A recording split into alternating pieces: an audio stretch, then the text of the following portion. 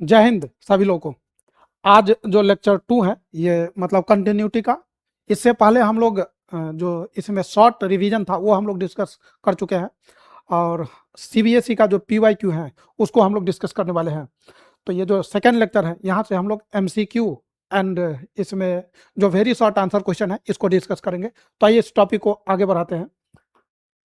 इसमें जो रिक्वायरमेंट था, जो रिक्वायरमेंट है, जिस जिस टॉपिक का यूज होने वाला है वो मैंने पहले ऑलरेडी लेक्चर 1 में डिस्कस कर दिया है।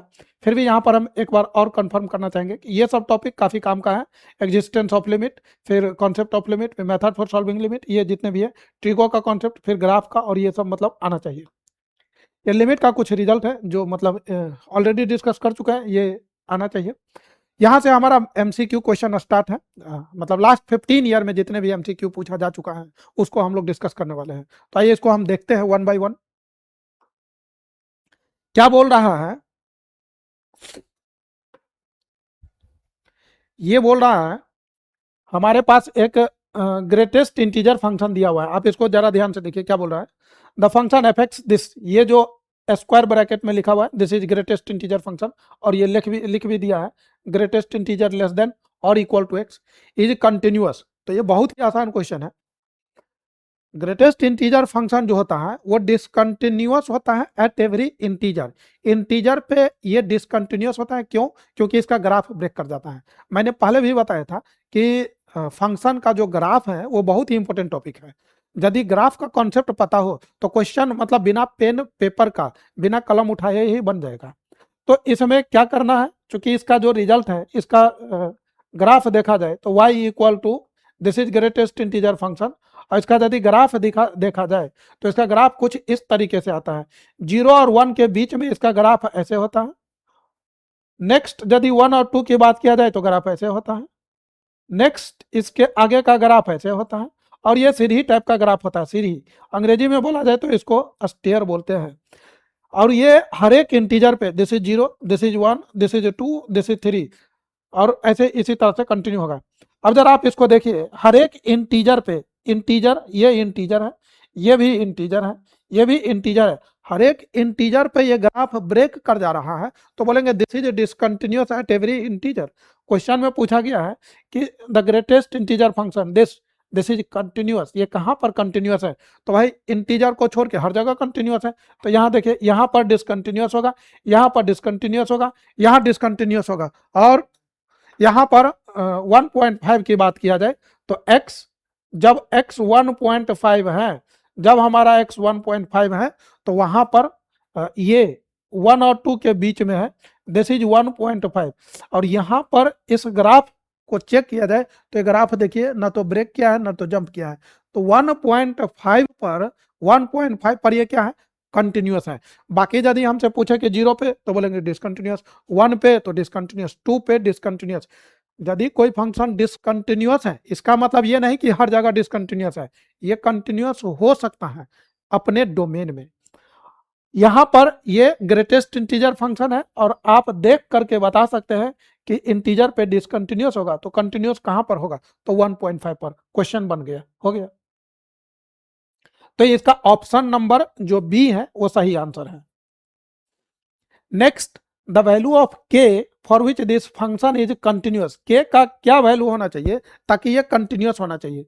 तो के का वैल्यू निकालने के लिए हम क्या करेंगे कि left hand limit, right hand limit निकालेंगे, दोनों को इक्वल कर देंगे, हो जाएगा। अब यहाँ पर किसी फंक्शन को कंटिन्यूअस होने के लिए, किसी यहाँ पर जो ग्राफ दिया हुआ है वो मतलब जो फंक्शन डिफाइन है वो 2 पर आपको दिया हुआ है, 2 या 2 से बड़ा के लिए 3x+5 जो कि स्ट्रेट लाइन है, और 2 से छोटा के लिए kx² दिया हुआ है। अब यहाँ पर देखिए, चूंकि 2 यहाँ पर 2 पे फंक्शन अलग अलग है तो हम लोग 2 पे ही चेक करेंगे। 2 या 2 से बड़ा के लिए स्ट्रेट लाइन तो हर जगह कंटिन्यूअस है। 2 से छोटा की बात किया जाए तो ये kx², ये क्वाड्रेटिक पोलिनोमियल होगा तो कंटिन्यूअस है। तो हमको किस पॉइंट पर चेक करना चाहिए? तो 2 पर।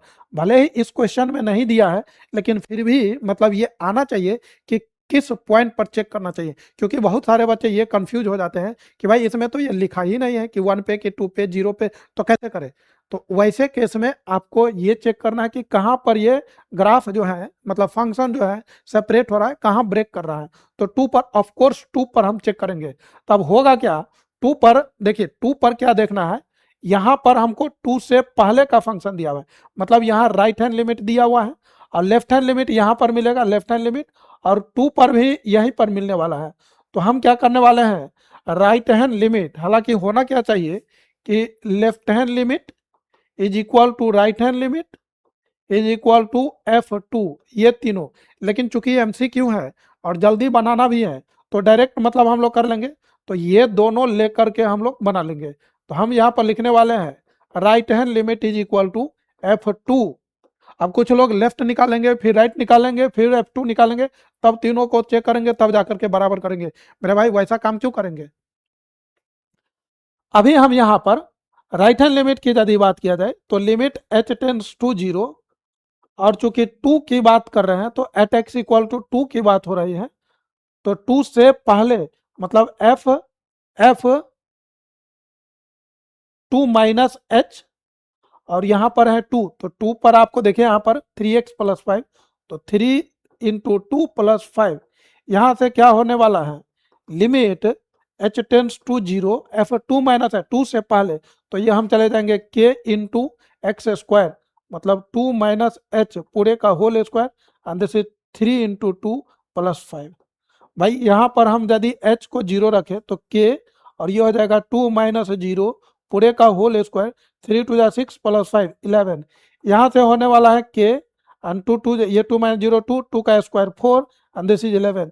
तो यहाँ से हम लोग को मिलने वाला है k इक्वल टू 11/4। तो ये 11/4 जो आपका करेक्ट ऑप्शन है, that is option number D, this is the correct answer. तो इस तरीके से हम लोग बना सकते हैं। नेक्स्ट क्वेश्चन क्या बोला जा रहा है, the value of function, the value of k for which this function is continuous at x equal to 0, इसमें बोल दिया गया है। अब 0 पे कंटिन्यूअस है तो क्या हमको करना चाहिए, हमको ये करना चाहिए कि left hand limit, right hand limit, and this is equal to F0, ये करना चाहिए। अब मेरी बात को ध्यान से सुना जाए, लेफ्ट हैंड लिमिट और राइट हैंड लिमिट, अब यहाँ जरा ध्यान से देखिए, इस फंक्शन को यदि देखा जाए तो लेफ्ट हैंड लिमिट का मतलब होता है 0 की बात हो रही है, तो 0 से लेफ्ट हैंड लिमिट का मतलब हुआ 0 से छोटा, मतलब 0 से पहले 0 माइनस एच, और 0 से पहले राइट हैंड लिमिट की बात हो गई 0 के आगे वाला 0 प्लस एच। लेफ्ट और राइट जो है यहाँ पर दोनों ही फंक्शन जो है एक ही साथ दिया हुआ है। 0 माइनस एच के लिए हम यहीं पर जाएंगे, 0 प्लस एच भी यहीं पर जाना है। ऐसे केस में हम क्या कर सकते हैं, इस दोनों को एक साथ हम लिख सकते हैं। इसको हम कैसे लिखेंगे, इसको हम लोग लिख सकते हैं कि limit x tends to 0 and this is fx and then it is f0। मतलब ऐसे केस में जब भी फंक्शन का लेफ्ट और राइट लिमिट एक साथ दिया हो, एक ही जगह दिया हो, तो उस केस में हम लेफ्ट और राइट सेपरेटली न कैलकुलेट करके एक ही बार हम लोग इसको यूज कर लेंगे। और ये सब्जेक्टिव क्वेश्चन के लिए बहुत ही ज़्यादा हेल्पफुल है, क्योंकि सब्जेक्टिव क्वेश्चन में बहुत सारे क्वेश्चन जिसमें नॉन कॉन्सेप्ट कैलकुलेट करना रहता है, तो उसमें यही कॉन्सेप्ट लगा करके बहुत ही आसानी से निकालेंगे, और मतलब टाइम भी हम लोग का काफ़ी ज़्यादा सेव हो जाएगा। तो यदि इस तरह का सिचुएशन हो तो लेफ्ट और राइट डायरेक्ट मतलब अलग अलग ना निकाल करके डायरेक्ट हम लोग लिमिट निकालेंगे।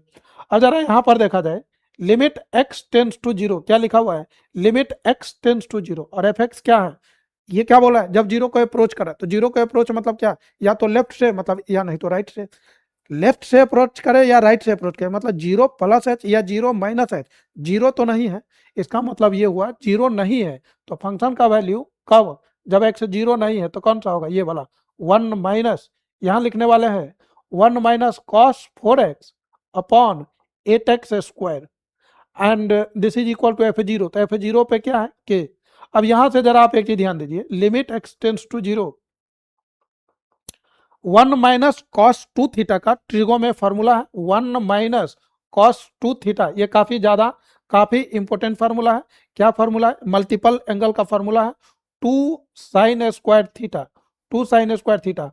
उसी तरह से 1 प्लस कॉस 2 थीटा का फार्मूला है, ये हो जाएगा आपको 2 cos स्क्वायर थीटा।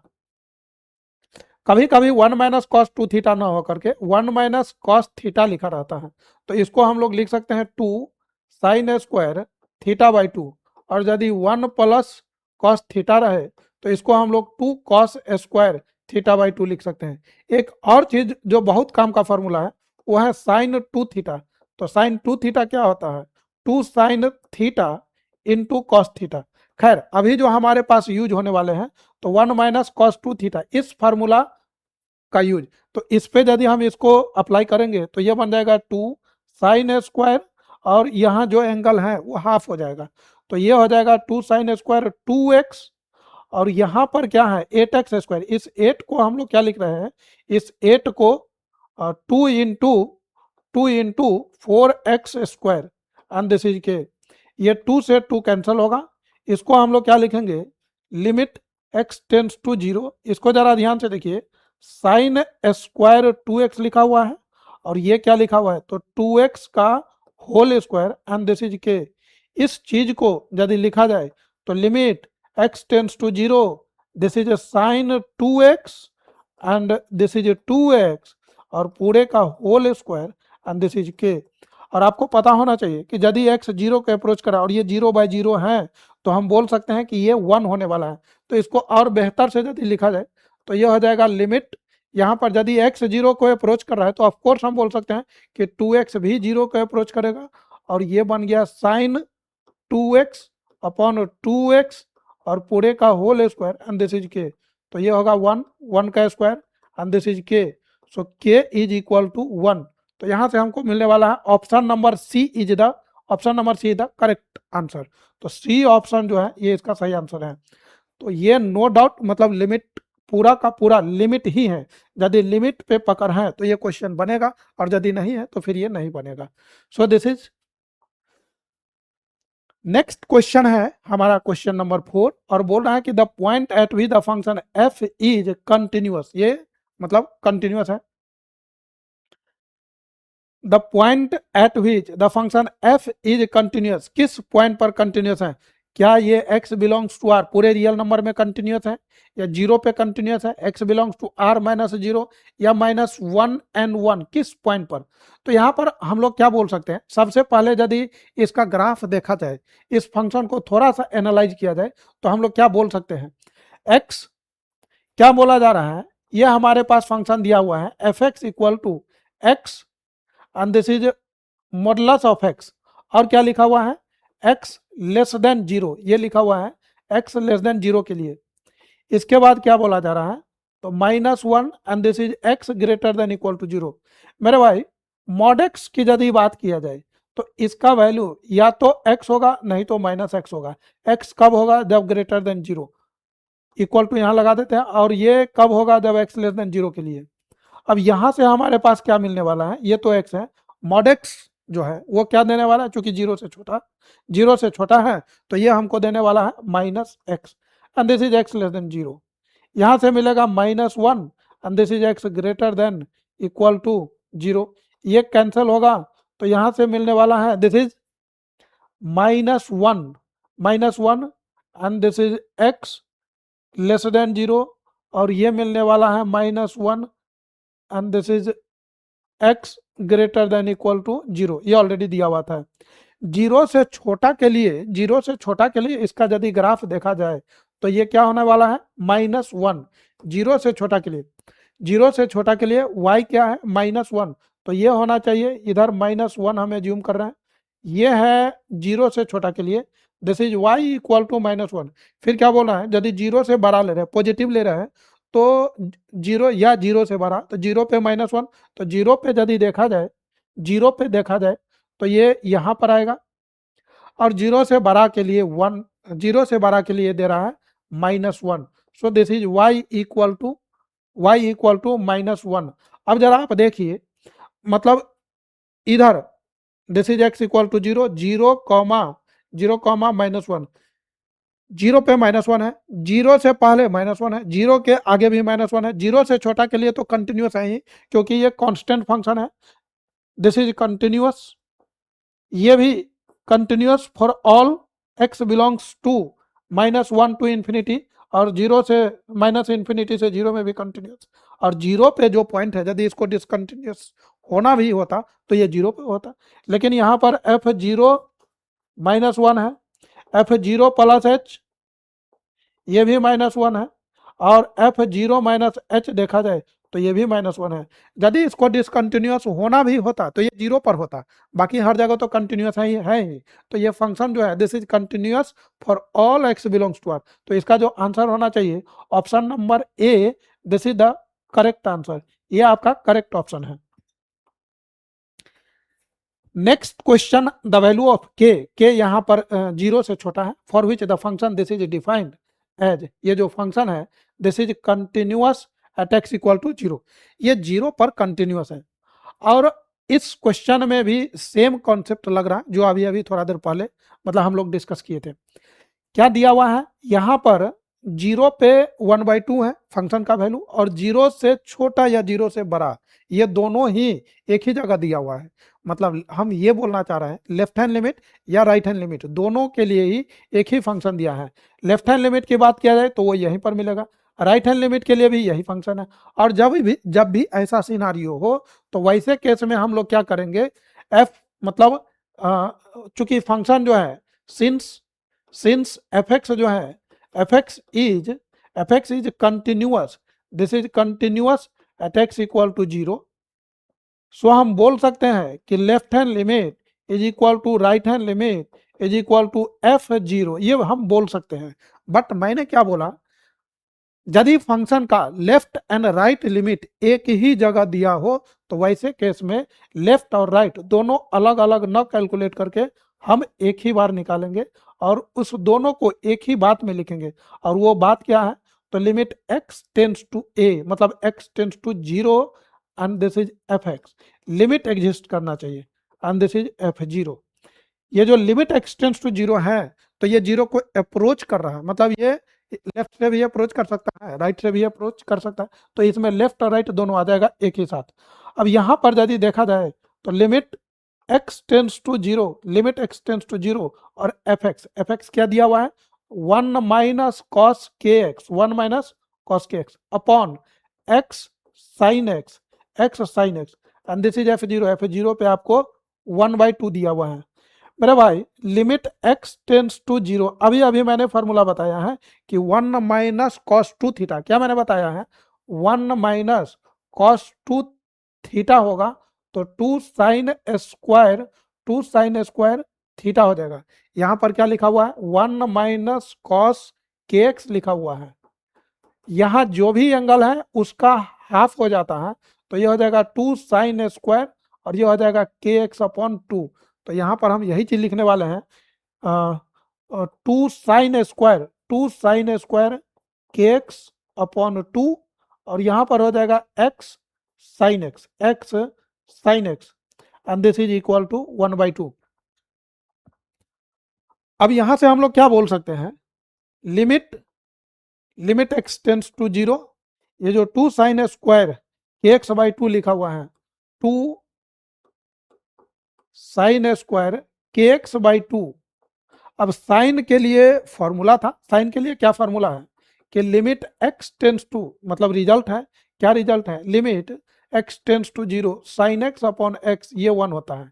लेकिन यदि यहाँ पर limit x tends to zero, यहाँ पर साइन स्क्वायर x है, यदि यहाँ पर स्क्वायर है तो नीचे भी एंगल का स्क्वायर होना चाहिए, साइन के अंदर जो एंगल है उसका स्क्वायर होना चाहिए, तो यहाँ पर ये हो जाएगा 1। तो यहाँ यदि देखा जाए तो साइन के अंदर जो एंगल है वो के एक्स बाई 2 है, तो यहाँ पर होना क्या चाहिए, तो के एक्स बाई 2 का होल स्क्वायर, तो ये हो जाएगा आपको के एक्स बाई 2 का होल स्क्वायर। चूंकि इतना नहीं था तो इतना से मैंने मल्टीप्लाई डिवाइड कर दिया, तो के एक्स बाई 2 का होल स्क्वायर, इसे मल्टीप्लाई डिवाइड। अब यहाँ पर साइन एक्स लिखा हुआ था तो इसको हम लोग क्या लिखेंगे, दिस इज, ये हमारा साइन एक्स लिखा हुआ था, इस साइन एक्स के लिए एक एक्स की जरूरत थी, तो हम इसको यहाँ पर एक एक्स लिखेंगे और यहाँ पर एक एक्स से मतलब मल्टीप्लाई, यहाँ से डिवाइड किया तो मल्टीप्लाई, और ये जो आपको एक्स दिख रहा है इस एक्स को हमने यहाँ पर लिखा 1/x, और ये पूरा वैल्यू किसके बराबर था 1/2 के, तो इसको 1/2 के बराबर किया। अब इसमें बहुत सारे टर्म जो है कैंसिल होगा, जैसे ये आपको 1 देने वाला है, ये 1 और चूंकि ये स्क्वायर है तो 1 का स्क्वायर हो जाएगा, यहां से क्या मिलने वाला है, ये 2 हो जाएगा, 1 का स्क्वायर 1 होता है, और ये हो जाएगा आपको के square by 4 into x square, ये हो जाएगा 1/x स्क्वायर, और ये 1 हो जाएगा, दिस इज 1/2। ये एक्स स्क्वायर कैंसिल होगा, और 2 2 जा 4 होगा, 2 से 2 ये कैंसिल होगा, सो दिस इज के स्क्वायर इज इक्वल टू 1। तो यहाँ से के मिलेगा प्लस माइनस 1, लेकिन क्वेश्चन में ऑलरेडी दे दिया था कि के इज लेस देन 0, तो चूंकि के लेस देन 0 है, सो के इक्वल टू -1। तो हमारे पास जो आंसर है वो correct option number B, this is the final answer. तो ये -1, के का वैल्यू जो है -1 होना चाहिए।